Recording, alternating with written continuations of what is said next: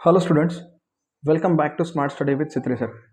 आज हम अपनी सीरीज़ का लास्ट वीडियो देखने वाले हैं जिसमें हम समरी, कुछ इंपॉर्टेंट प्रॉब्लम्स और कुछ एग्ज़ाम के हिसाब से टिप्स इस चैप्टर को लेके कवर करेंगे।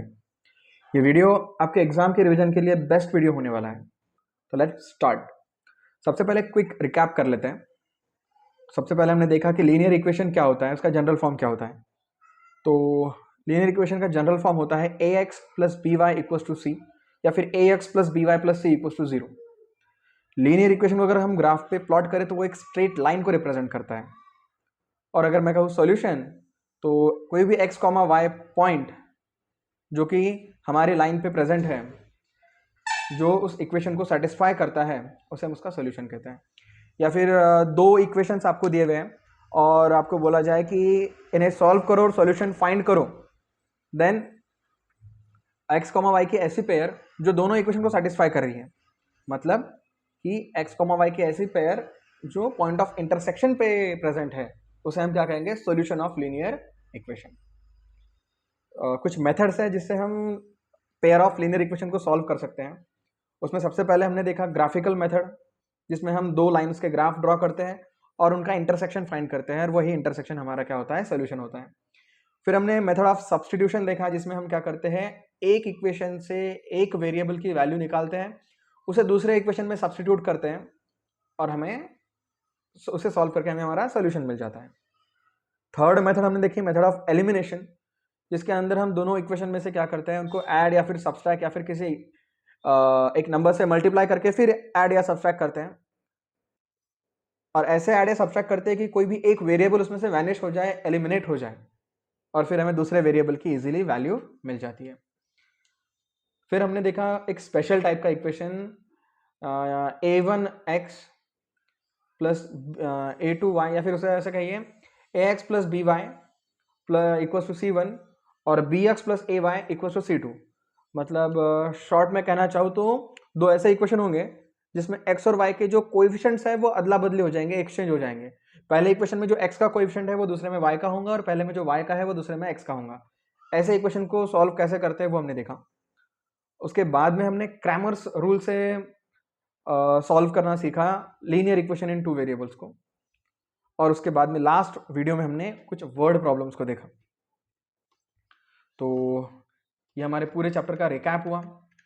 अब चलते हैं कुछ इंपॉर्टेंट प्रैक्टिस क्वेश्चंस पे। तो हमारा प्रैक्टिस क्वेश्चन में का पहला क्वेश्चन है, solve 2x plus 3y equals to 12 and x minus Y equals to 1 using elimination method. सबसे पहले मैं इक्वेशंस को सही से लिख लेता हूँ। तो मेरा पहला इक्वेशन है 2x plus 3y equals to 12, ये मेरा इक्वेशन नंबर 1 है। और मेरा दूसरा इक्वेशन है x minus Y is equals to 1, ये मेरा इक्वेशन नंबर 2 है। तो मुझे वेरिएबल्स को एलिमिनेट करना है, तो उसके वास्ते मुझे उनके कोएफिशिएंट्स सेम लगेंगे। तो मैं क्या करता हूँ, ये सेकंड वाले इक्वेशन को 3 से मल्टीप्लाई कर देता हूँ। मतलब क्या होगा, पहले वाले इक्वेशन में का मेरा एक y का कोएफिशिएंट 3 और दूसरे में के y का कोएफिशिएंट 3 सेम हो जाएंगे। और पहले में प्लस 3y, दूसरे में माइनस 3y, दोनों को ऐड करूंगा तो y एलिमिनेट हो जाएगा। So the new form of my equation 2 will be 3x minus 3y is equal to 3। ये मैं इक्वेशन 2 का नया फॉर्म इसमें 2 स्टार कहूंगा। ठीक है, अब करना क्या है, इक्वेशन 1 और ये इक्वेशन 2 स्टार को ऐड करना है। ठीक है, मैं इनको वर्टिकली ऐड करता हूं। तो 2x plus 3y equals to 12 plus मेरा 3x minus 3y is equals to 3। अब इन दोनों को ऐड मैं करूंगा तो ये plus 3y minus 3y cancel, 2x plus 3x is 5x and 12 plus 3 equals to 15. Therefore x is equals to 15 upon 5. तो 5 1s are 5, 5 3s are 15। यहाँ से मेरे को x की वैल्यू मिल गई। अब ये जो मेरे को x की वैल्यू मिली है, put x is equal to 3 in equation 2। मैं इक्वेशन 2 में वैल्यू पुट कर दूंगा तो ये बन जाएगा, इक्वेशन 2 बन जाएगा मेरा 3 माइनस वाई इक्वल टू 1। ठीक है, माइनस वाई उस साइड चला गया, 1 इस साइड आ गया, तो 3 माइनस 1 इक्वल्स टू वाई, मतलब y equals to 2। therefore the required solution is x comma y is equivalent to 3,2 या फिर x equal to 3 and y equal to 2 is our required solution. मैं next question पे जाऊंगा। तो हमारा next question है the sum of two digit number and number obtained by reversing its digit is 121 if the difference between the digits is 3 find the number। अब कोई भी 2 digit number कैसे बनता है वो समझिए। सवाल में बोला है कि कोई 2 डिजिट का नंबर है, the sum of 2 digit number and number obtained by reversing. कोई 2 डिजिट का नंबर है, मान लो एक नंबर है, अब मुझे बताओ ये जो नंबर है 26, ये 26 कैसे बना? तो ये 2 इंटू 10 प्लस 6 करके बना, ठीक है। और अगर मैं इसको रिवर्स कर दूं तो बन जाएगा 62। तो 62 कैसे बनेगा? 6 इंटू 10 प्लस 2, ठीक है। तो मान लो ये 2 डिजिट जो मुझे जो डिजिट चाहिए, मान लो एक डिजिट है x और एक है y। तो पहला नंबर मेरा क्या होगा? पहला नंबर मेरा होगा एग्जैक्टली 10x प्लस y, ये मेरा पहला नंबर होगा। और इसको रिवर्स करूंगा मैं, 26 को अगर मैं रिवर्स करके लिखूंगा 62, तो वो कैसे बनेगा? वो बनेगा 10y प्लस x। समझ में आ रहा है? ये 2 डिजिट नंबर ऐसे बनता है। तो उन्होंने क्या बोला कि कोई भी 2 डिजिट नंबर ले लो और उसको रिवर्स करके जो नंबर आया, उन दोनों नंबर्स की अगर मैं एडिशन करूं, जैसे कि ये एक नंबर पहला और ये दूसरा, इनकी अगर मैं एडिशन करूं बोले, तो आंसर जो आ रहा है वो आ रहा है 121, ठीक है। अब यहां से अब ये 2 डिजिट नंबर ऐसे बना, ऐसे 3 डिजिट बना सकते हो, 4 डिजिट बना सकते हो, ठीक है, बात अलग है। लेकिन ऐसे ये 2 डिजिट नंबर बनता है और उसका रिवर्स वाला मतलब क्वेश्चन ऐसा है, तो थोड़ा दिमाग लगाओ, अच्छे से सॉल्व करो, ठीक है। तो मैं इसको इरेज कर लेता हूं पहले।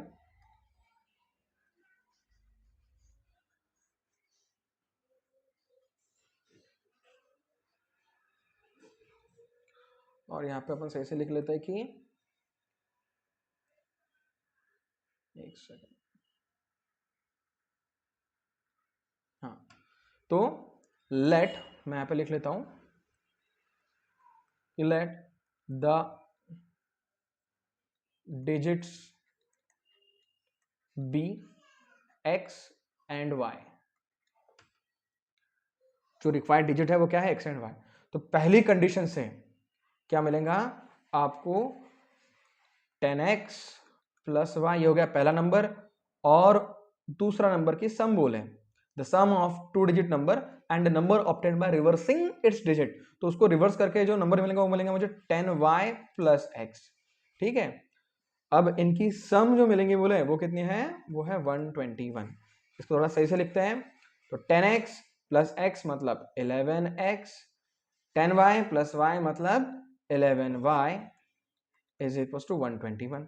इसमें से 11 कॉमन निकालूंगा, तो 11 in bracket x plus y equal to 121, और 11 अगर डिवीजन में गया तो 11 11 जार 121, therefore x plus y is equal to 121। ये मेरा, sorry, x plus y equal to 11, x plus Y equal to 11। ये मुझे क्या मिल गया? मेरा इक्वेशन पहला मिल गया। अब मुझे दूसरा इक्वेशन चाहिए, the difference between digits is 3। दोनों डिजिट्स में का जो डिफरेंस है, डिजिट्स में का डिफरेंस, ओके। तो x minus Y is equal to मुझे दिया गया है 3 है। ये मेरा इक्वेशन नंबर 2 है।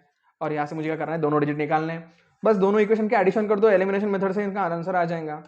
तो ये दोनों इक्वेशन बन गए, इनके अगर मैं एडिशन कर लूंगा तो ये plus Y minus Y cancel, यहाँ पे x और x मतलब 2x equals to 11 plus 3 is 14, therefore x equals to 14 upon 2, मतलब मेरा x का आंसर आ गया 7। और इसको अगर मैं इक्वेशन 1 में डाल दूं x की वैल्यू, या फिर इक्वेशन नंबर 2 में डाल दूं, तो क्या मिलेगा मुझे?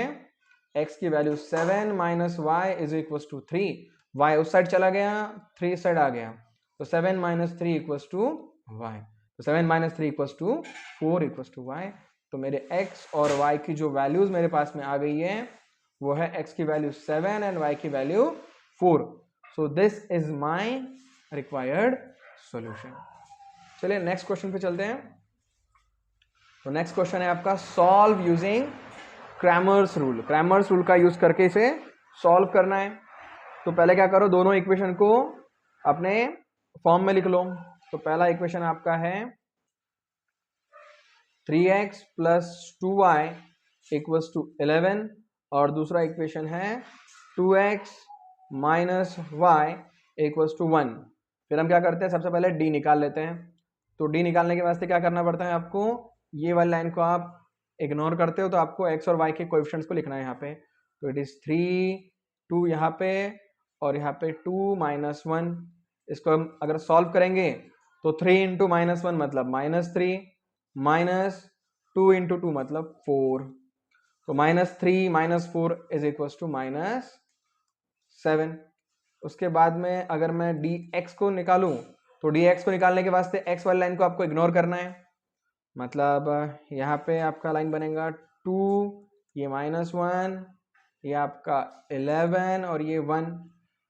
तो इसको अगर क्रॉस मल्टीप्लाई करते हैं, डिटरमिनेंट अगर ये सॉल्व करते हैं तो 2 1 जार 2 और ये माइनस माइनस हो जाएगा प्लस और 11 1 जार 11।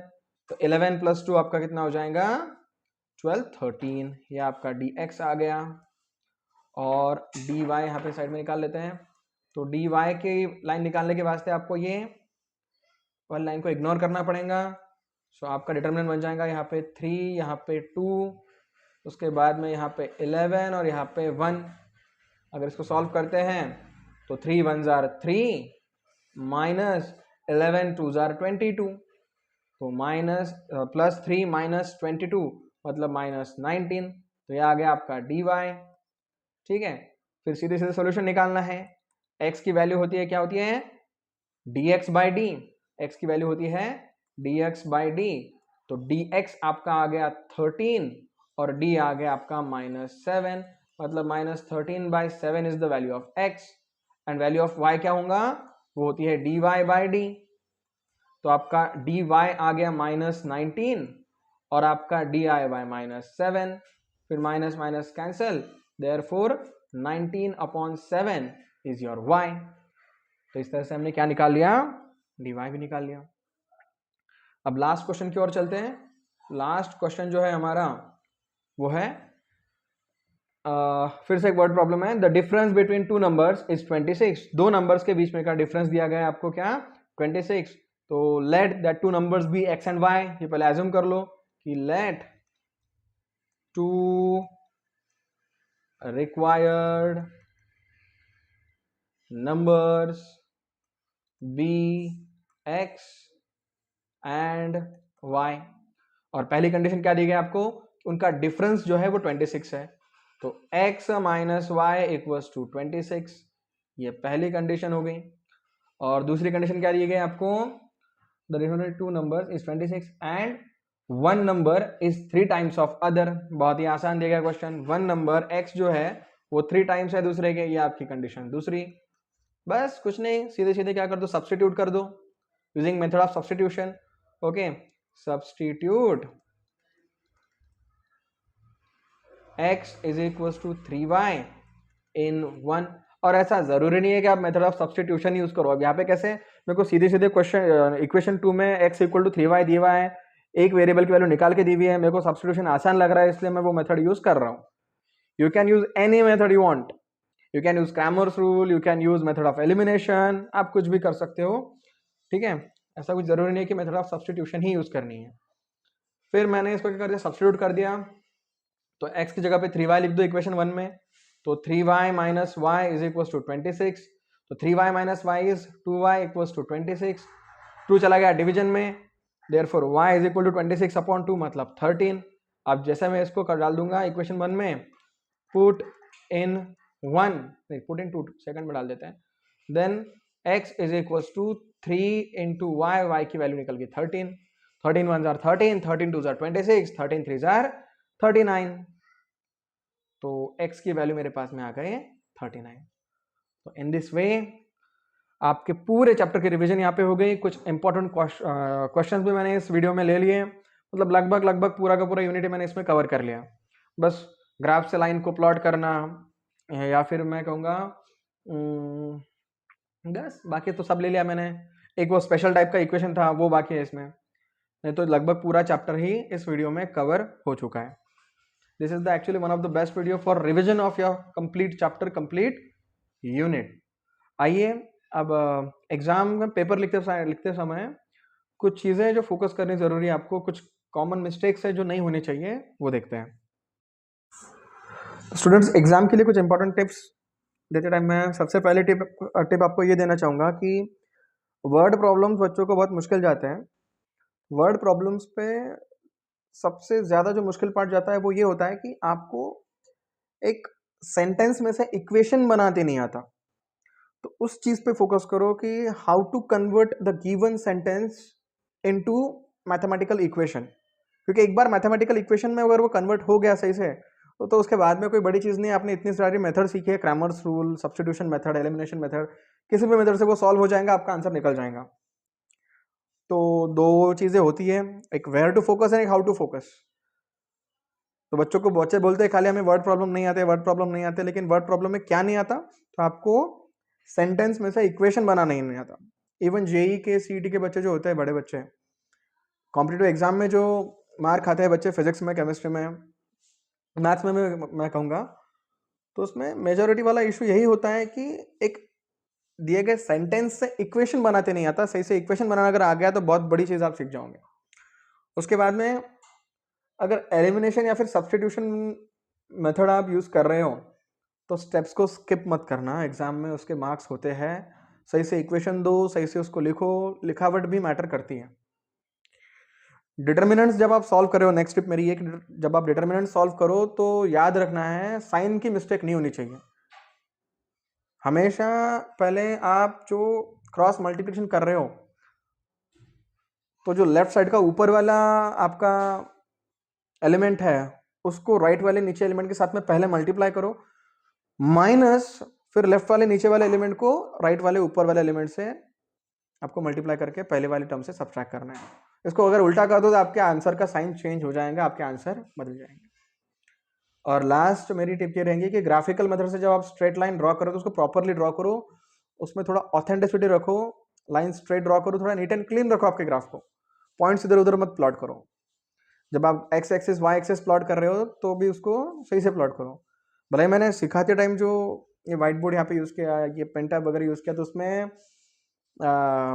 इतना नीटलीनेस क्लीननेस आता नहीं है, लेकिन अब जब आप ग्राफ पे प्लॉट करो तो उसको थोड़ा नीट एंड क्लीन ड्रॉ करो तो आंसर सही से आएंगे। तो स्टूडेंट्स, ये था पूरा chapter linear equation in two variable का समरी, कुछ इंपॉर्टेंट क्वेश्चंस और कुछ टिप्स मैंने आपको दी। अगर आपने सारी वीडियोस की प्रैक्टिस की है तो आप इस चैप्टर में फुल मार्क्स ला सकते हो। मैथ्स फुल मार्क्स लाने वाला सब्जेक्ट है, बाकी सब्जेक्ट जैसा नहीं है। बाकी सब्जेक्ट में आप कितनी भी मेहनत कर लो तो 1 आध 2 मार्क्स 3 मार्क्स छूट ही जाता है, लेकिन यहाँ पे आप 100% मार्क्स स्कोर कर सकते हो।